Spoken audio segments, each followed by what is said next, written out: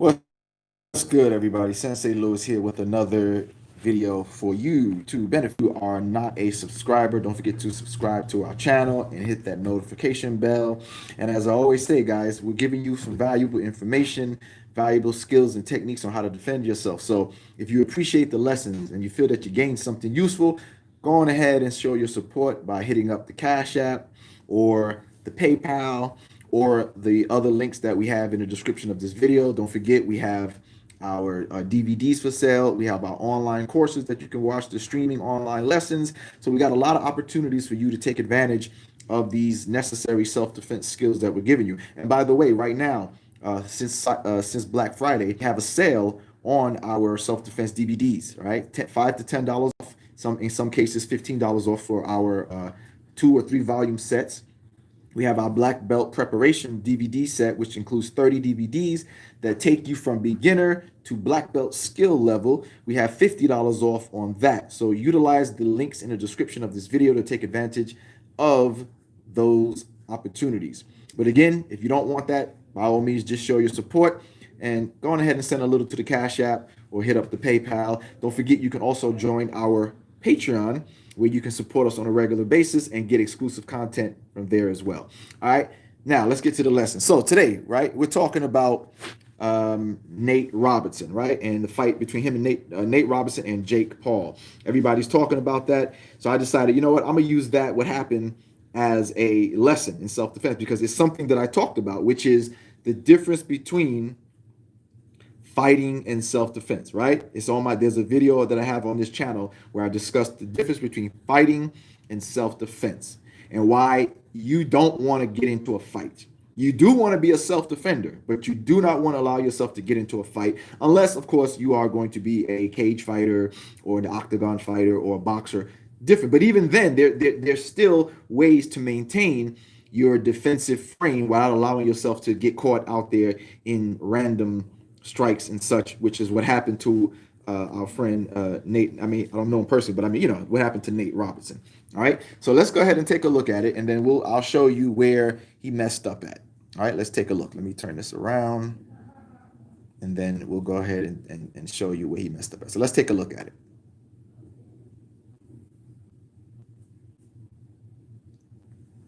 Okay, that's the first highlight.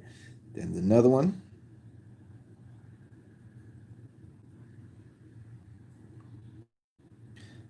Now, those of you who are practitioners, you may see what's happening.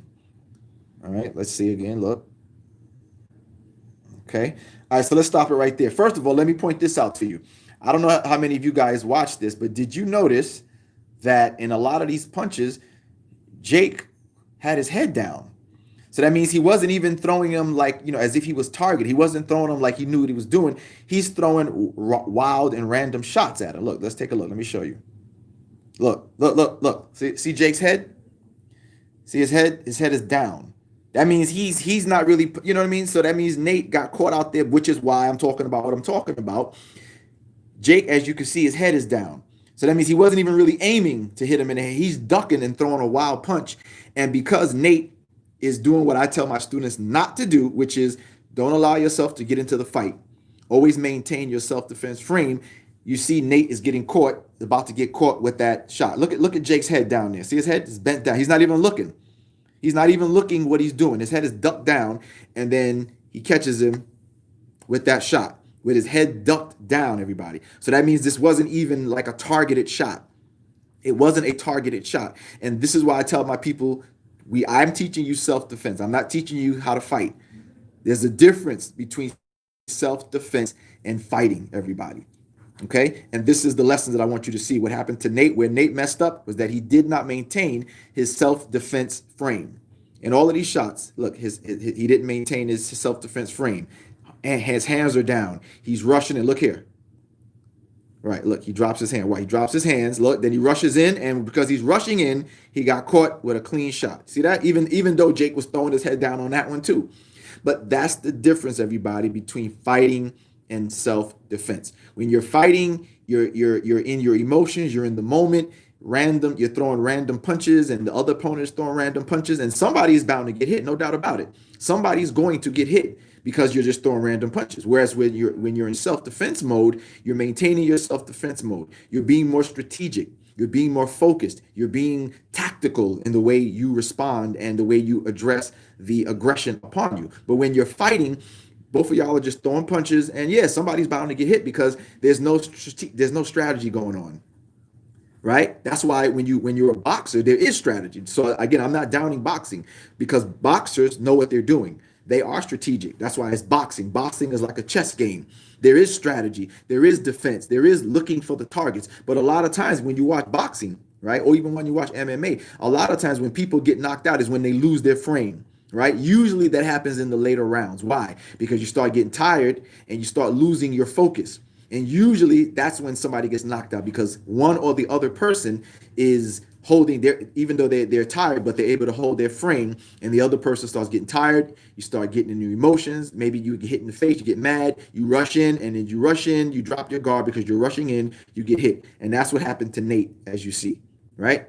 So let's go ahead and let me show you some things that could have been done to avoid those mistakes, right? All right, so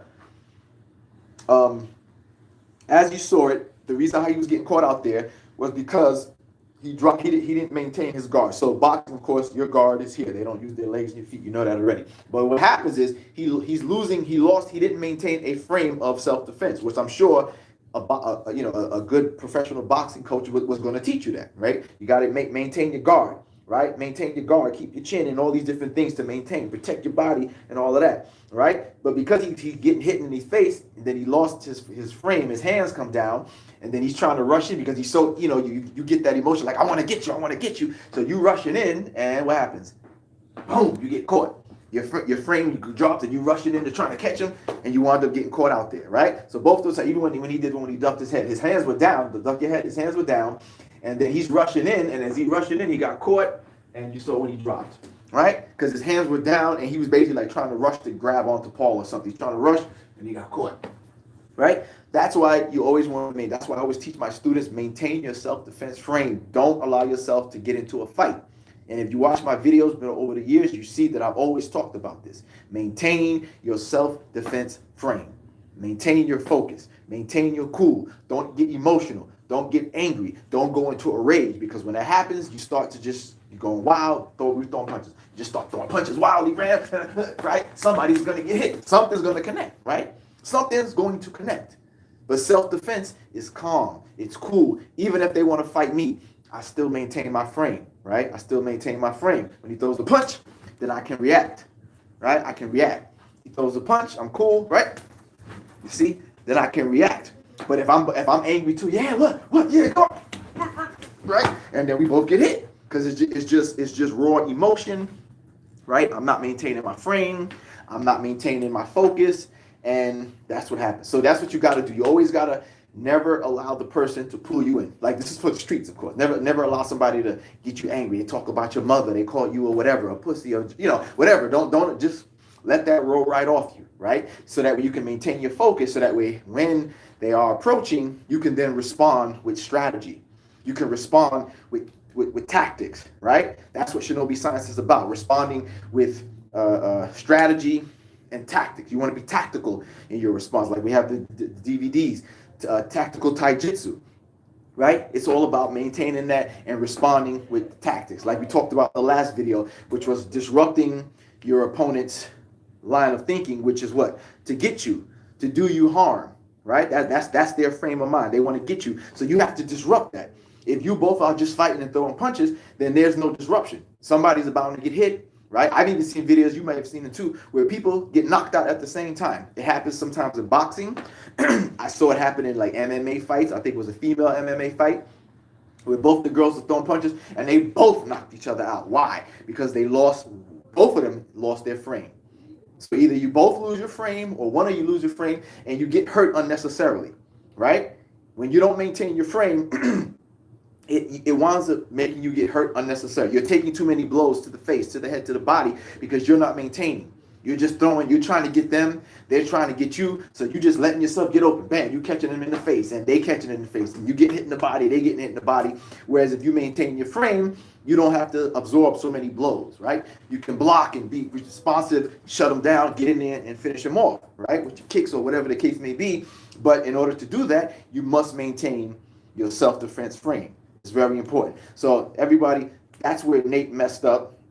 And I just wanted to use this opportunity, since it's trending and everybody's talking about it, to show you how you can avoid those mistakes in your true to life self-defense. If you get involved in a real attack or a real fight, you can avoid those mistakes that you see that Nate made, which was he dropped his frame, he dropped his guard, he lost his focus, he's rushing in, he's never rushing at your opponent. That's why when you see our techniques, the majority of our techniques are where we allow the person to come in. Why? Because he's the one in motion, so he's the one more apt to make the mistake. Or I can capitalize on his movement since he's aggressing. If I aggress at him, then he can catch me out there. Or if we're both aggressing, then we smash and we both can get caught out there. But if you maintain your frame and allow them to come upon you, that allows me the opportunity, because you're the one moving, so I can make my movement to evade you, right? Or I can make my move to block and then counter you, because your energy's coming, right? And I'm just here, and then I can control the energy, right? I can deflect it, move it, change it to another position, right? You know what I'm saying? Or use your energy against you. So that's why you always want to maintain your frame. And this is one of the lessons that I always stress to my students, whether you train with me personally or to you guys who've been watching on YouTube. So that's very, very important, that you always got to maintain your frame. All right? I'm going to stress that. Maintain your frame. But that's where Nate messed up. As you see the highlights, that's what and all the ones that he kept getting caught is because he did not maintain. He's rushing in and he's getting caught. All right, guys? So that's a very important lesson. So, like I said, so let me just give you a few examples of maintaining your frame, which allows you to then counter on the person. So let's see. The one punch where he got caught, he got caught with that uppercut one, right? Remember that uppercut? He got caught with the uppercut because he had his hands like this, and then the dude threw the uppercut, right? So that uppercut, I guess it came through, it might have loosened him up a little bit, so then he dropped his guard, and then that's when he got caught with the one to the face, because he dropped his guard, bam, and it allowed him, right? So I guess in a sense he was good there, but he didn't maintain it. He didn't maintain. You see? So if that happens here, if I'm blocking, right, and you come with the uppercut, right here, and then all of a sudden you come to the next one, then that gives you a chance to maintain your frame and get back into move, right? To move, whether I move to the outside or to the inside, right?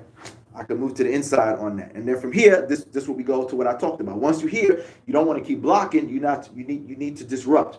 So I can block here, and bam, there's my disruption, right? Or I can block here and then hit him in the body, hit him in the groin. Of course, with martial arts, not in boxing, right? But like I said, I'm trying to use that to show you how we can apply that in our self-defense, our martial arts self-defense. And then in the other one where he got caught, where he was kind of like rushing at Jake, and Jake ducked his head and he caught, bam.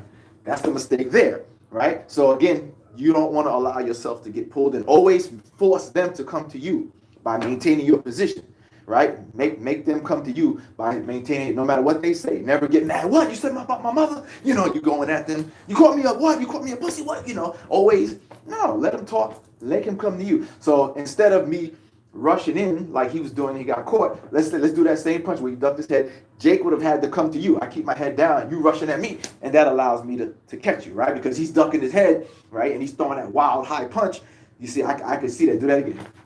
So if he has to come to me, then I can block it, right? Again, right? I can block it and move it, boom, and counter, right? Again, in martial arts, not in boxing. But I'm just, like I said, I'm using that to show you where he could have improved it. So even if it was boxing, I could have still blocked it, boom, catch him in the counter. You know what I'm saying? You can still counter, do it again, right? He throws it, I could block, boom, boom, right? I could block it and then get in there with my boxing, right? You're right, again, right? Pop, pop, pop, pop, right? He could have did that. But because he was rushing in, he ran right into it, bang. So it's always important, guys, to be the one to maintain your frame. You see, that's why what we give you in Shinobi Science is more than just the physical aspects of the techniques. We talk about the mentality, right? A lot of schools don't give you that. A lot of schools don't give you the full spectrum of your self-defense and how to be effective in your self-defense. But we here at Shinobi Science, we're giving you that value, right? We're teaching you not only how to be physically fit, how to apply your techniques, but also the mentality, right? We're giving you the full spectrum so you can be an improved martial artist, improved Shinobi Science practitioner. You feel me? So again, guys, appreciate you guys watching, right? I hope you gain something from this as well, and learn from the mistakes of Nate. And again, and Nate, if you ever see this is not trying to put you down or anything. I'm not adding on to what the internet's already doing to you, but just so people can see and gain a lesson from this on how not to get caught out there, right? How not to get caught by especially somebody who clearly was just throwing random wild shots. You see what I'm saying? Always be able to maintain your self-defense frame, guys, and capitalize on their movement at you rather than putting yourself open to get caught by the other person. Make them always come to you.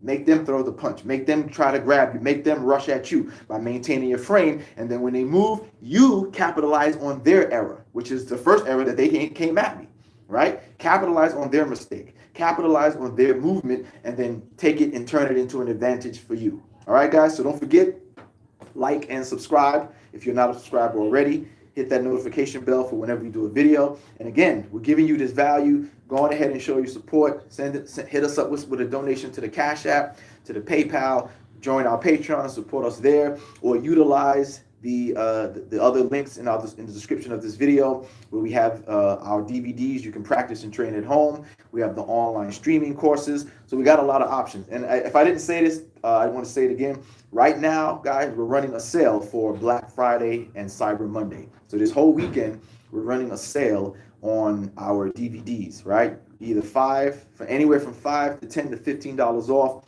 depending on which one you get. This is the individual videos. If you're interested in getting our black belt preparation set, it includes 30 DVDs that take you from beginner to black belt level of skills and knowledge. All right, from beginner to black belt level skill and knowledge. It's 30 DVDs. And we're giving you $50 off on that. So today and tomorrow are your last days to get the sale. All right, Black Friday, Cyber Monday weekend. So today and tomorrow, your last day is tomorrow. $50 off the black belt set, 5 to 15 off of our individual DVDs. All right, so take advantage of that. Again, I appreciate you guys who do subscribe to me and follow. And peace. Have a good weekend. All right, I'm out.